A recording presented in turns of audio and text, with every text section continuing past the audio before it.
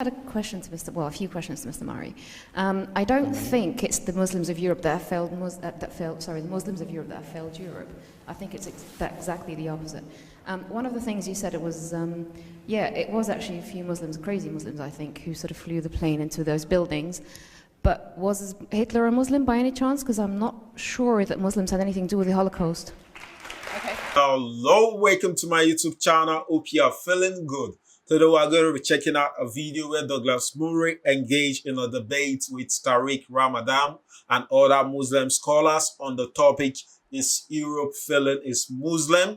I believe this is going to be an interesting one. Let's check it out. Go.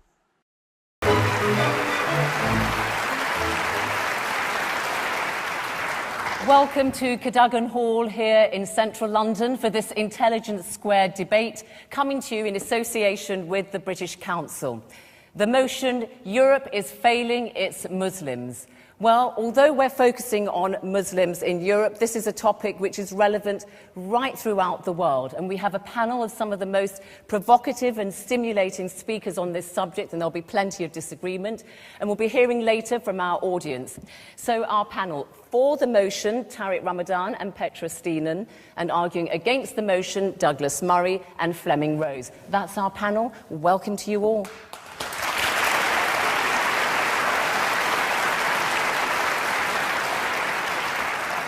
All right, so let's hear our panellists make their opening statements. So, first, for the motion, Europe is failing its Muslims, Tariq Ramadan. Now, he is Professor of Contemporary Islamic Studies at Oxford University. He's been taught by some of the best Muslim scholars in the world, but he's also very active at the grassroots level. He is President of the European Muslim Network.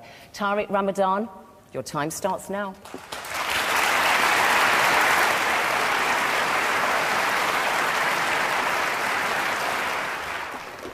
Thank you. Let me start by saying that we are living in a difficult situation. If you listen to what is said in the European countries, the perception is very bad. 75%, for example, French people are associating Islam with violence. The perception is that Islam is a problem and that Muslims are creating problems. They are not really perceived at home in Europe. Every single European society has its own debates, its own controversies around the Muslim presence. The first one is the way Europe is defining itself. The current discourse and the general discourse is that Muslims are not European citizens. We have millions of Muslims that are already Europeans. And this is the situation when we speak about Turkey, for example. It's as if we are speaking about people who are coming from outside, not acknowledging the fact that we already have Europeans that are Muslims in our country. Not only this, on the geographical dimension, it's as if when we speak about Europe, we speak about Western Europe. Eastern Europe is not there.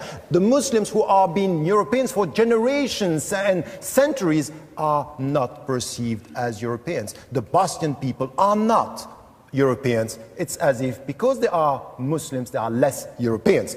Our politicians, very often they speak about their fellow citizens as if they don't know who are these new citizens who are Muslim and they are living with them. It's as if these new citizens are problematic because of their religion, but not citizens as to their status. And this is where we have this confusion. We speak about cultural and we Islamize the socioeconomic problems. Muslims in our societies are facing unemployment, discrimination and racism, and it's not because they are Muslims, it's because they are facing class discrimination, segregation, and wrong social policies. At the cultural level, it's as if the new visibility of the Muslims is just showing that they don't want to integrate. In fact, it's exactly the opposite. The opposite, they are visible. Millions are visible. It means that they are at home. So when you have mosques, when you have organizations, it's not because you don't want to integrate. It's exactly the opposite. You feel at home, you build your mosque, and even this, it's also a very important point in the reality. So it's the opposite. When it comes to food, curry, and couscous, that's fine. When it comes to money, Islamic banking, that's fine. But when it comes to dresses, when it comes to color, when it comes to something which is different, it's not fine. So we are selective in our integration. Money and food, welcome. Colors and dresses, no. So, last point. Last point, when it comes to the media, it's as if here we are only dealing with problems and we are dealing with these controversies every day. We are talking about violence, the minarets, the headscarves, all the problems, not talking about what is done at the grassroots level, the positive actions of the Muslims, the presence. Millions are silent and are constructive and contributing to the reality of our country. And let me say something which is important. The Muslims are understanding the West and Europe much better than before. They are understanding and rediscovering their religion much better than before. And I would say, yes, I'm supporting this motion because today we are failing, but it's a question of time, because what I see at the grassroots level is much more positive than what is happening today in our political discourse, media coverage. Things are very important behind. This is what I call the silent revolution, but we need time and it will be coming. Thank you.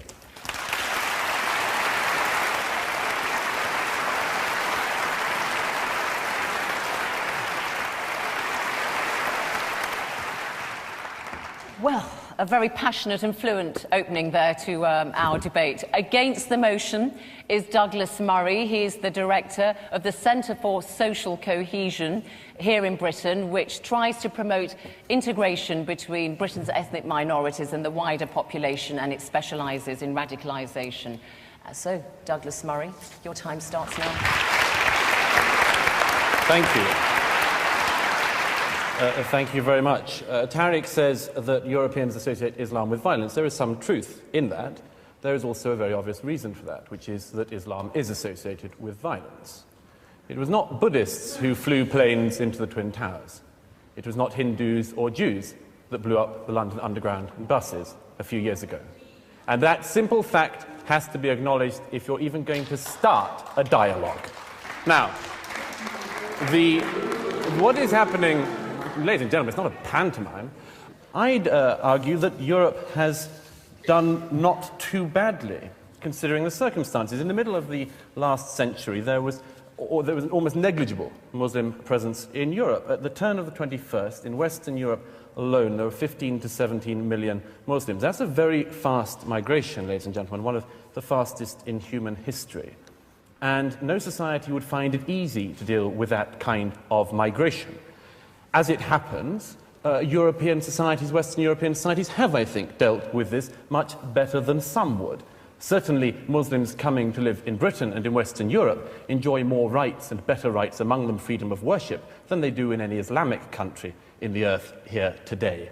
We do have a problem. We have a problem when the failures of Islam throughout the world, the failures of all Islamic societies, come here into Britain. Their intolerance of freedom of conscience, their intolerance of apostates, their intolerance of freedom of expression and freedom of speech, their intolerance of minorities, other religious minorities, sexual minorities, their intolerance of gays, their dislike and distrust of half of the population, women, and many, many other things. And the call, what's more, for a parallel legal system within Britain and European societies. This is monstrous. No other group behaves like this, asks for parallel laws. This is a fundamental problem, and it's one we're going to have to deal with. It's a problem between a society, Western Europe, that believes that laws are based on reason, and Islam that believes that they are based on revelation. Between these two ideas, I'm not sure there is very much compromise for Europe. It is not Europe that has let down its Muslims, but the Muslims of Europe that have let down Europe. This is not solely something which we have to say we can never reconcile. Of course we can reconcile this, but we need to be honest about it. We need to be frank about it, and we cannot avoid things just because they are unpleasant. And if there were one thing I would wish Muslims in Europe could learn today, as fast as possible, it would be this: that you have no right in this society not to be offended. You have no right to say that because you don't like something you can commit violence, or you would like something to be stopped or censored. You have no right to have more hate laws or hate crime laws or hate speech laws just to defend Islam. You have to realize, the Muslims of Europe have to realize, that a society in which even your deepest feelings can be trodden upon is the only society worth living in. And the sooner we can learn that, the sooner that Islam can learn that within Europe, the better. It is not Europe that has failed its Muslims. It is Islam that has failed Europe. I'd argue Islam has failed its Muslims. Thank you.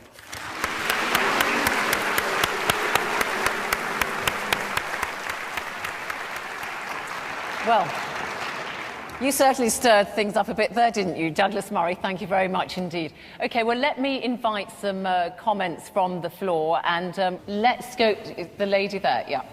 I just had a question to a few questions to Mr. Murray. I don't think it's the Muslims of Europe that have failed, the Muslims of Europe that have failed Europe. I think it's exactly the opposite. One of the things you said, it was actually a few Muslims, crazy Muslims, I think, who sort of flew the plane into those buildings. But was Hitler a Muslim by any chance? Because I'm not sure that Muslims had anything to do with the Holocaust. OK. Gentleman there. In 2009, the Centre for Muslim Studies, along with the Gallup poll, interviewed 500 British Muslims. Over 99.5% of those British Muslims found homosexual acts unacceptable. What was interesting is that the government has given concession to Muslims as well as other religious organisations. So it seems to me, in fact, this government here is prepared to give religious organisations, including Muslims, the rights over lots of gay men and women. You talked about how Europe has dealt with this problem, and what you basically have alluded to in the 6 minutes that you had are that Muslims are a problem. And you're from the organisation called the Centre for Social Cohesion, and it's worrying that to have you talk about these things in this manner. What you are basically alluding to is that Muslims are external to Europe, and it's worrying that you see it that way, because then that means there is no chance of there being any solution to any problem, or Muslims being seen as a part of Europe and being seen as European citizens. Thank you. Gentleman there. I just want to pick up something that Douglas Murray said.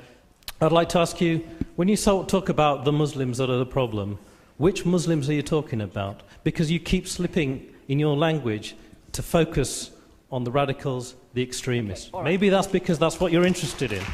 But there's another whole set of Muslims out there who are not like that. OK, just a quick clutch there. Yeah. It is sufficient to point out that Europe is not failing its Muslims, that this debate is...